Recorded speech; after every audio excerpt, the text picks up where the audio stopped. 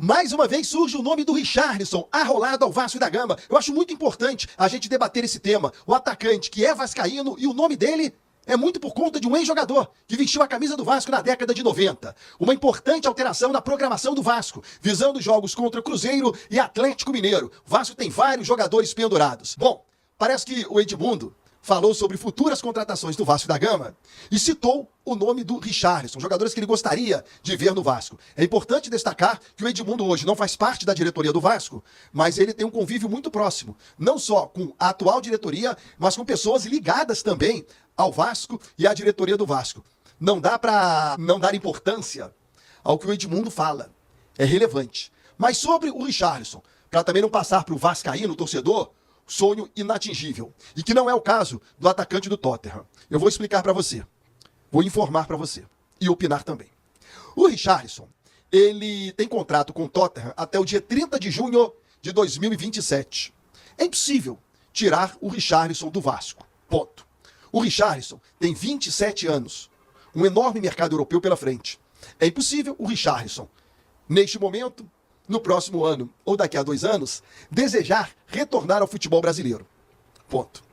O Richarlison já teve proposta milionária da Arábia Saudita, recentemente. E ele mesmo falou, quero permanecer no futebol inglês, no Tottenham, e fazer história na Premier League e na Liga dos Campeões.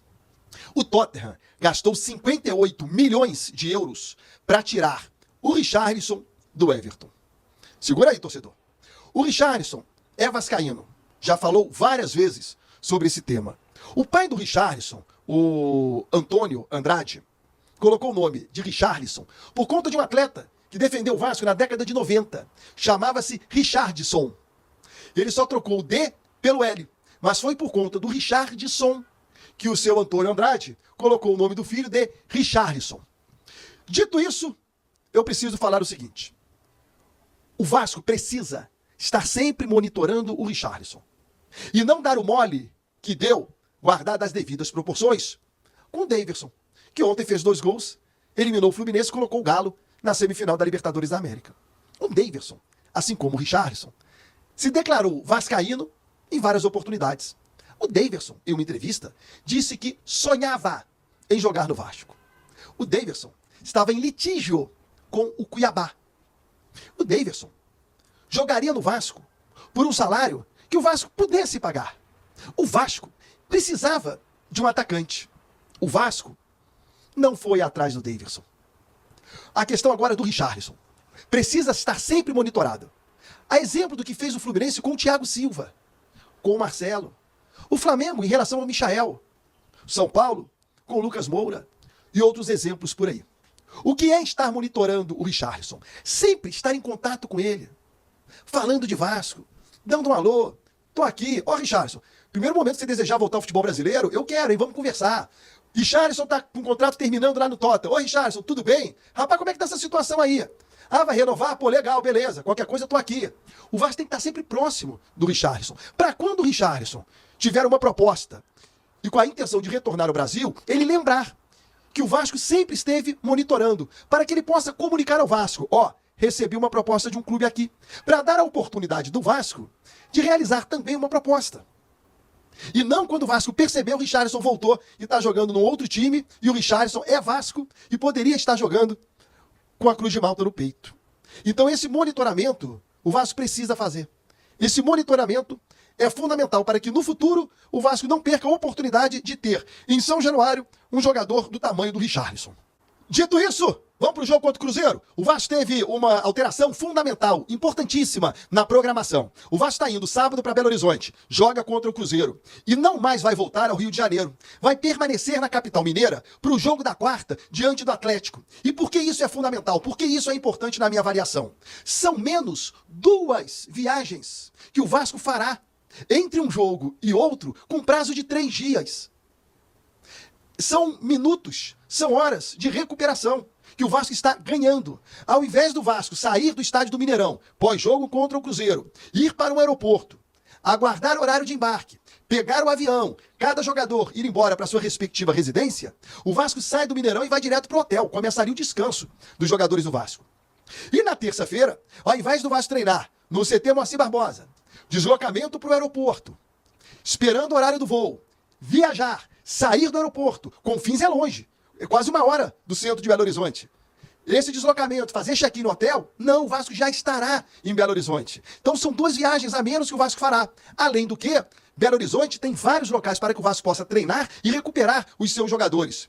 O CT do Cruzeiro, que o Vasco não vai utilizar o do Atlético, antes dos jogos contra o próprio Atlético. Então o Vasco pode negociar com o Cruzeiro, com o América Mineiro e até com o Minas Tênis, que não é um clube de futebol, mas é um baita clube com uma baita estrutura gigantesca que o Vasco pode negociar também para recuperar seus atletas nos aparelhos, na sala de musculação, na sala de fisiologia do Minas Tênis. Então foi uma bola dentro da diretoria do Vasco. O Vasco tem jogadores pendurados, hein, pro jogo contra o Cruzeiro. Ferretti, Hugo Moura, Rayan, Lucas Piton, David, o Matheus Carvalho e o Adson, que tá pendurado, mas tá machucado. Vambora. Olha, hoje é quinta-feira e eu já vou convidar você para assistir o vídeo até o fim, porque eu vou relembrar um grande jogo que marcou a minha infância e eu quero que você escreva aqui qual jogo marcou a sua infância enquanto torcedor do Vasco da Gama. Eu vou mergulhar no túnel do tempo e parar em 1988. É o único spoiler que eu dou a você, mas no final do vídeo eu trago detalhes desse jogo. Vamos falar da preparação para o jogo diante do Cruzeiro. Ontem rolaram 2 partidas atrasadas, o Criciúma venceu fora de casa o Grêmio por 2-1. O Internacional parou no empate com o Bragantino, mas abriu já uma distância maior para o Vasco, que segue na 10ª posição dentro do Campeonato Brasileiro. O Atlético Mineiro, que venceu o Fluminense na Libertadores, o nosso adversário na semifinal, pulou para a semifinal da Libertadores também.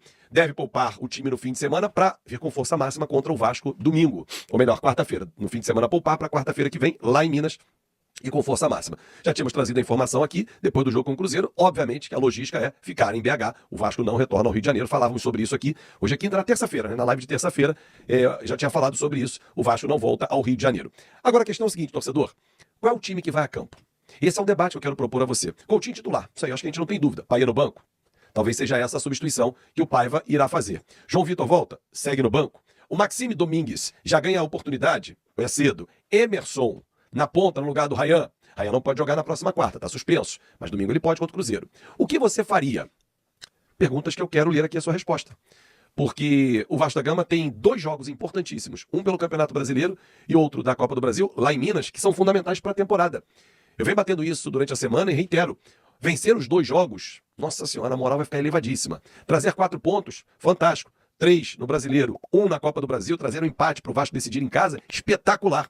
Agora não é fácil. O Cruzeiro está mudando de treinador. Trouxe Fernando Diniz. E sempre que um time muda de treinador, é aquela história. Vassoura nova, varre bem. Todo mundo se motiva. Óbvio que o jeitão Fernando Diniz jogar é diferente. A adaptação demanda tempo. E o Cruzeiro não terá, por mais que tenha uma semana de trabalho, é muito pouco. Pro jeito, o Fernando Diniz leva pelo menos aí 2, 3 meses. Ou seja, pro ano que vem o Cruzeiro estará no estilo Fernando Diniz. Agora, algumas coisas vão acontecer. Mas, por exemplo, o Cássio jogar bem com os pés, esquece, não é característica dele. Ah, o Fábio melhorou no Fluminense com o Diniz, Fábio. Verdade, mas levou um tempo. Não foi assim. Chegou o Diniz e o Fábio começou a jogar bem com os pés. Não, ainda tem dificuldade, mas evoluiu com o passar do tempo. Vamos falar sobre as alterações? Bom, Maxime Domingues, Coutinho e Emerson, vocês viram aí na thumb. Já merecem um lugar no time titular? Eu quero ler a sua opinião aqui. Olha, o Coutinho, todas as vezes em que ele entrou bem e o Payet não tá bem. Essa é uma substituição que não vai me surpreender se ela acontecer já domingo. Até para ganharmos o reforço, Felipe Coutinho, na próxima quarta-feira, no grande jogo da temporada, que é o primeiro jogo da ida, diante da equipe do Atlético Mineiro. Payet no banco, para entrar no segundo tempo. Ok. Emerson Rodrigues na direita na vaga do Rayan. Ok. Correria, puxar contra-ataque, já que o técnico Rafael Paiva não abre mão do esquema com 3 zagueiros. 3 atacantes, melhor dizendo. Perfeito. Maxime Domingues. Talvez esteja cedo, mas é questão de tempo, pelo jeito que ele vem treinando, com quem vem conversando, com as pessoas que têm falado do Vasco, e como ele entrou, com 10, 15 minutos contra, no último fim de semana, o Palmeiras, você, torcedor, já foi com uma boa impressão. E a primeira impressão é que fica. Mas esse dos 3, me parece, nesse momento, atrás. Ele não vai mudar 3 jogadores de uma só vez, mas 2 sim. Então é bem possível. Olha essa camisa aí que o Mônaco lançou da capa. Amigo, isso é uma cópia do modelo que o gigante Marcelo Azarin, hoje no Botafogo, desenhou pro Vasco da nossa camisa negra. Eu tô vestindo a camisa de goleiro, da coleção de camisas negras. Eu fico muito feliz que clubes copiem o Vasco, mas diga que copiou, né? Porque é impressionante. Copia, mas não dá crédito? Alô, Marcelo Azarin, olha aí o teu modelo voando no mundo, né? O Mônaco da França lançou essa camisa também aí. Muito bonita, mas a do Vasco é inigualável. Bom, pra gente fechar, qual foi o jogo inesquecível quando você era mais novinho, né? Na sua infância? Pra mim foi em 1988, dia 22 de junho, Vasco 1, Flamengo 0. No domingo anterior, o Vasco tinha ganho do Flamengo por 2-1. Gols do Bismarck e do Romário. Bebeto abriu o placar para eles e depois Bismarck e Romário fizeram os gols do Vasco. Olha o público, gente, pequenininho, né? 24.790 torcedores. Aí na quarta-feira, e eu estava no Maracanã nesse jogo, 1-0 no público de 31.816. Aloysio Viug foi o árbitro, aliás, dos 2 jogos. O Vasco jogava pelo empate.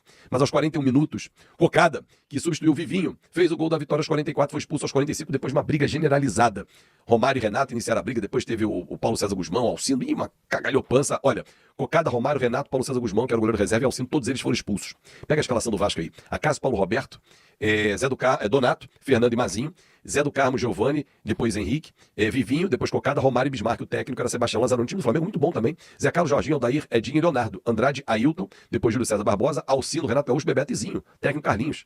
Nós ganhamos, não foi de qualquer time não. Era o nosso bicampeonato estadual. Qual foi o seu jogo marcante na infância? Escreve aqui, que é muito legal. Toda quinta-feira eu vou sempre relembrar um grande jogo. O Vasco, que nesse campeonato estadual, dentro do primeiro turno, não foi o campeão da Taça Guanabara, foi o Flamengo, com 18 pontos em 11 rodadas. O Vasco ficou com a Taça Rio, ganhando, fazendo 19 pontos em 11 jogos.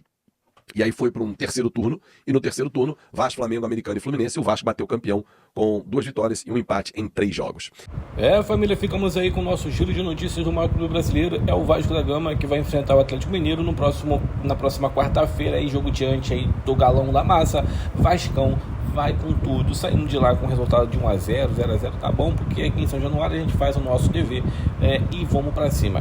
As informações são muito boas a respeito aí também do Richarlison. Seria uma ótima alternativa se o Vasco fosse atrás mesmo do jogador. O Vasco tem que começar a colocar o nome desses jogadores em pauta, a mesma coisa do Davidson. O Davidson ontem fez um bom jogo, né? Eliminou o Fluminense, marcando 2 gols, e é isso, o cara é decisivo, já estaria muito bem ali com o Vasco, tava pra jogar ele e o Verratti no mesmo time. Vamos que vamos, esse é o giro de notícias do Vasco da Gama. Se inscreve no canal do Fábio Azevedo e também do Leonardo Baran, que tá sempre trazendo informações do clube maiores aí do Vasco da Gama. Vamos lá.